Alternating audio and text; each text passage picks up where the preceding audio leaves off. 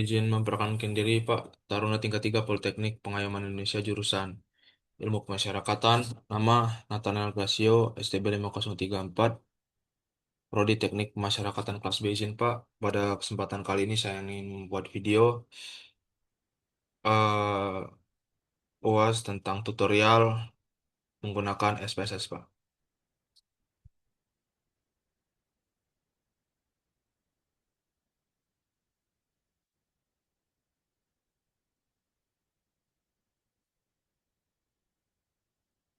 Yang pertama, eh, kita buka Excel-nya terlebih dahulu.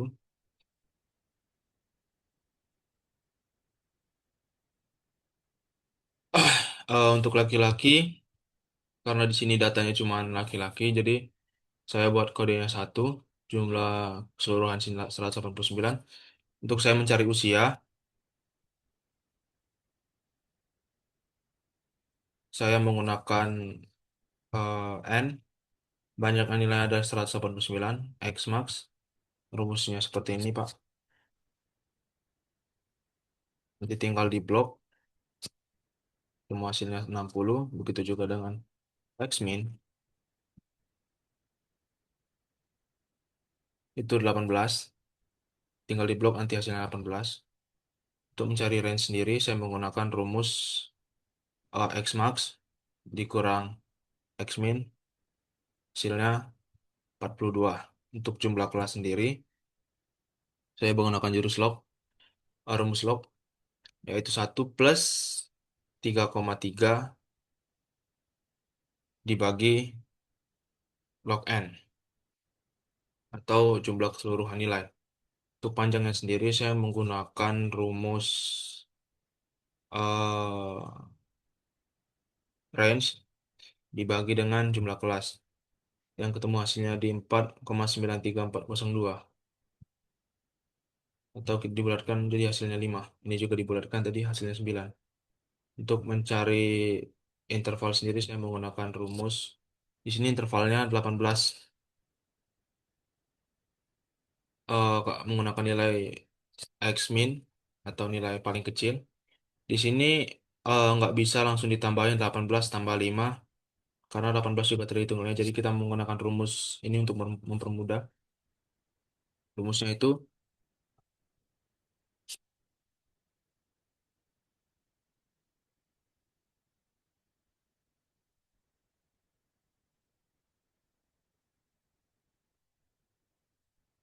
rumusnya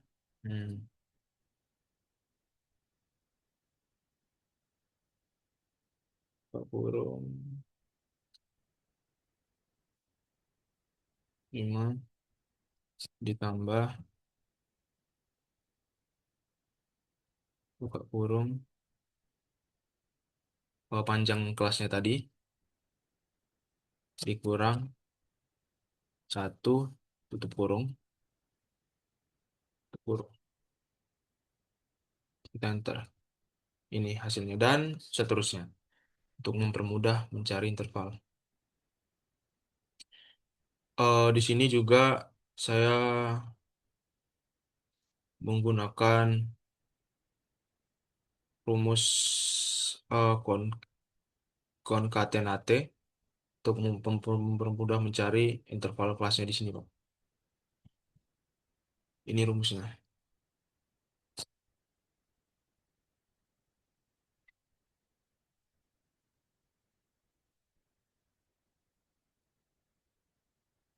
T 40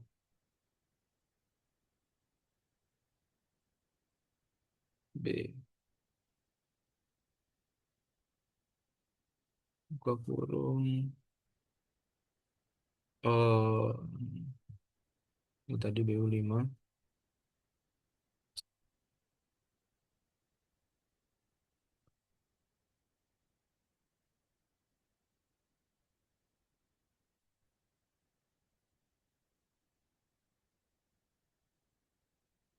jadi ini BV5 kurung enter. Nah, untuk mempermudah mencari interval kelasnya, kita menggunakan rumus tadi konten AT, dan seterusnya ini sama rumusnya, Pak. Dan juga di sini codingnya sama. Kita menggunakan untuk interval 18 sampai 22 kita menggunakan satu. Untuk 23 sampai 24 kita 23 sampai 27 kita menggunakan 2 dan seterusnya. Ini frekuensinya 24. Untuk coding satu frekuensinya ada 23 untuk kode coding 2.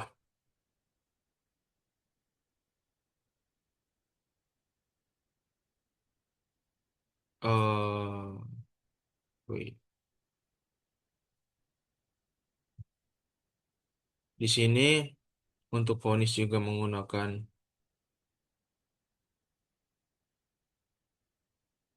tukus ya tadi kita menggunakan rumus VLOOKUP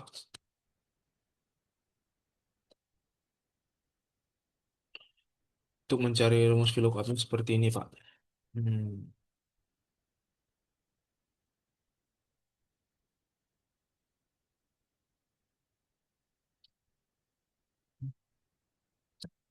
buka query.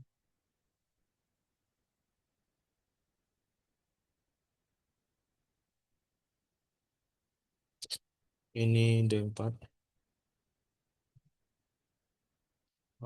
Terus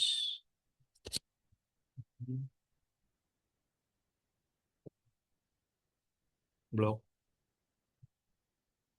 Terus kita pencet F4. Pencet F4. Terus titik koma. 4. Titik koma. Kita buat true. Tutup kurung. Enter. Dan di sini langsung ada kodenya. Dan seterusnya. Untuk vonis kita menggunakan rumus yang sama juga. VLOOKUP untuk pendidikan kita menggunakan rumus eh, find and select seperti ini contohnya. Sini misalnya kita buat di sini find SMP replace satu, kita replace dan jadilah hasilnya satu untuk mempermudah kita mengcodingkannya atau mengkodekannya.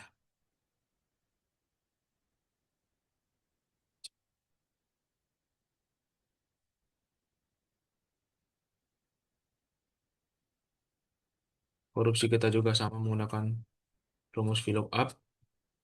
Untuk pembinaan kita menggunakan rumus find and replace tadi.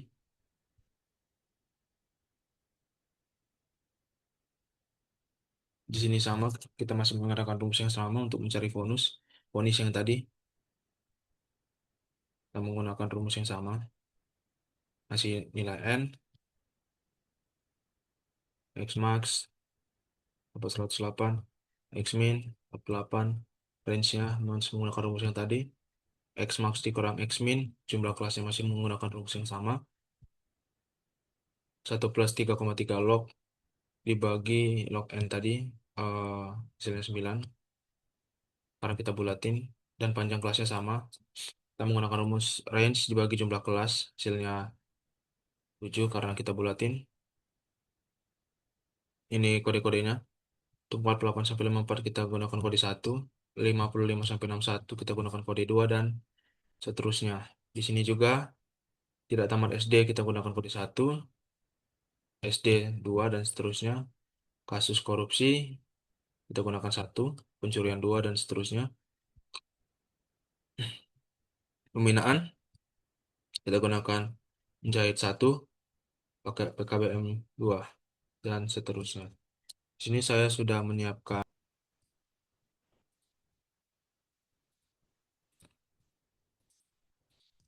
untuk mencari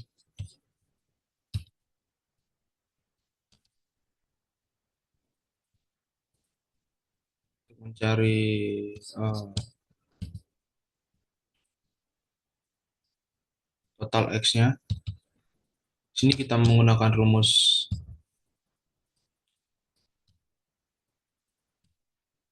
sum untuk mencari total X-nya. Begitu juga untuk mencari total Y-nya kita menggunakan rumus sum.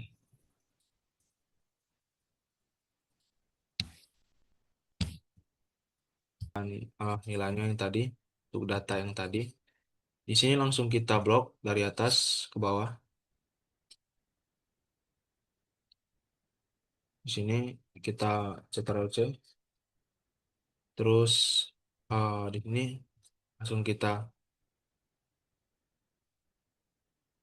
Ctrl V aja, kita paste.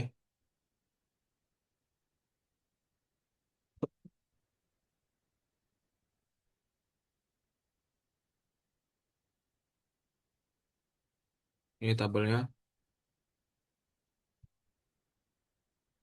Ini tadi datanya yang telah kita ubah. Ini JK, S, PON, pendidikan, kasus, pembinaan, XS, YS. Di sini tadi karena kita menggunakan kodenya angka, jadi kita di sini ganti kita ganti nominal semua sampai dengan JK. Di sini XS dan YS kita menggunakan scale.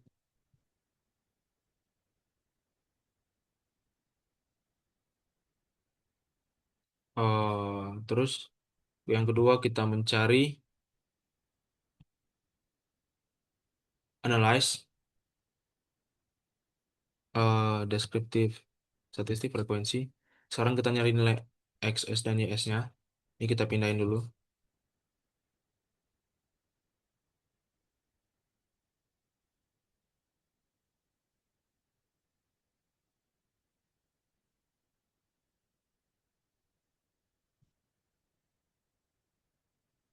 Ke mean, median, modus, standar deviasi. Ini nggak usah. Minimum, maksimum. Continue.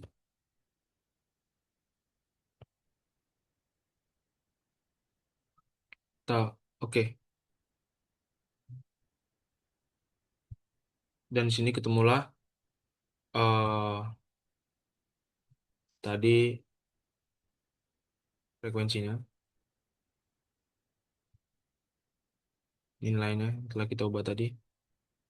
Kita balik lagi ke sini tadi, kita balik. Terus kita mencari residu dengan cara regresi linear. Karena di sini nilai XS yang mempengaruhi, jadi kita taruh di bawah, independen. Dan YS yang dipengaruhi kita taruh di atas. Kita balikin salah, kita taruh di atas. Ini kita buka save, kita pencet ini, kita oke, continue, dan oke. Jadi di sini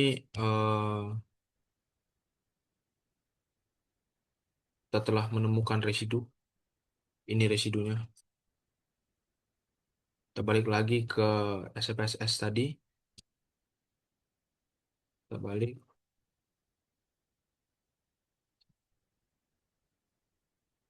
Terus kita lihat tadi di sini sudah ada nilai residu yang kita gunakan untuk mencari one sampel Kolmogorov. Di sini kita mencarinya di non-parametric, regressi dialog, one sampel Kolmogorov. Di sini kita pindahkan residunya. Pindahkan ke kanan, terus kita oke. Di sini kelihatan untuk nilai one sampel Kolmogorovnya. Sekarang untuk data-data yang telah kita sediakan, yang telah kita output, kita akan interpretasikannya. Di sini saya sudah menyiapkan interpretasi saya. Kita buka Word. Di sini, yang pertama itu frekuensinya.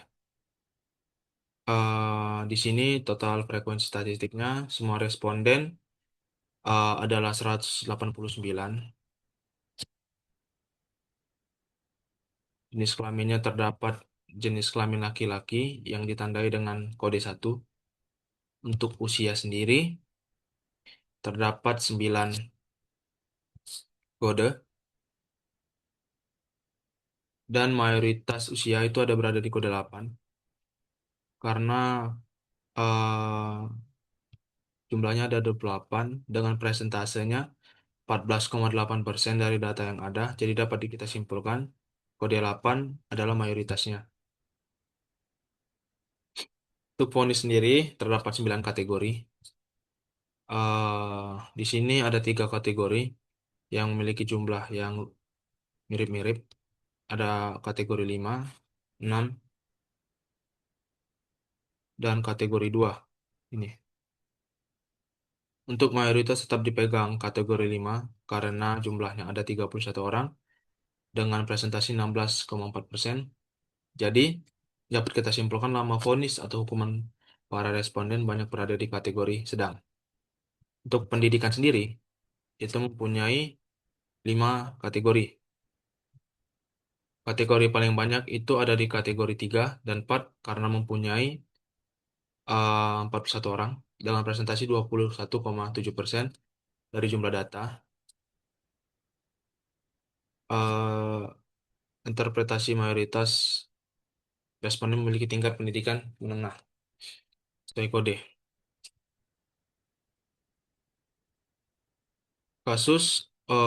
Jenis kasus terbanyak ada di kategori 6 karena memiliki jumlah 42 atau 22,2% dari jumlah total data yang ada. Jadi dapat disimpulkan kasus pelanggaran paling umum itu terjadi pada kategori 6. Di pembinaan sendiri, kategori 3 dan 8 itu hampir jumlahnya mirip. Di kategori 3 terdapat 30 orang dan di kategori 8 terdapat 27 orang. Tapi tetap masih dipegang oleh kategori 3 dengan presentasi 15,9% dari jumlah yang ada, jadi dapat disimpulkan. Terus pembinaan paling banyak didapat dari kategori 8. Statistik sendiri, nilai YS tercenderung lebih tinggi dari XS. Di sini dapat kita lihat, YS cenderung lebih tinggi daripada XS. Kedua variabel memiliki variasi yang cukup besar. Di sini dapat kita lihat. Modus YS 100% lebih tinggi dari rata-rata dan median menunjukkan kemungkinan distribusi condong ke arah negatif. Di regresi sendiri, ini R sama dengan 0,822, korelasi kuat antara XS dan YS. R kuadrat sekitar 67,5%, variasi YS dapat dijelaskan oleh XS. Dan ini 8,250, galat prediksi cukup kecil. Standar error. Di sini juga F sama dengan 388,561. P sama dengan 0,000, model regresi signifikan bermakna secara statistik. Di sini juga residual sama. Di sini karena P lebih dari 0,05 maka residual berdistributif normal. Yang tadi di sini ya.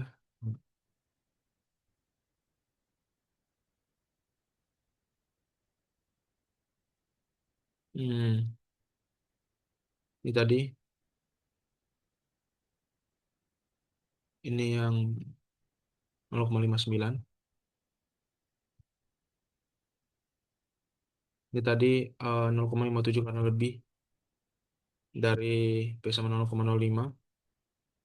Jadi berdistribusi normal.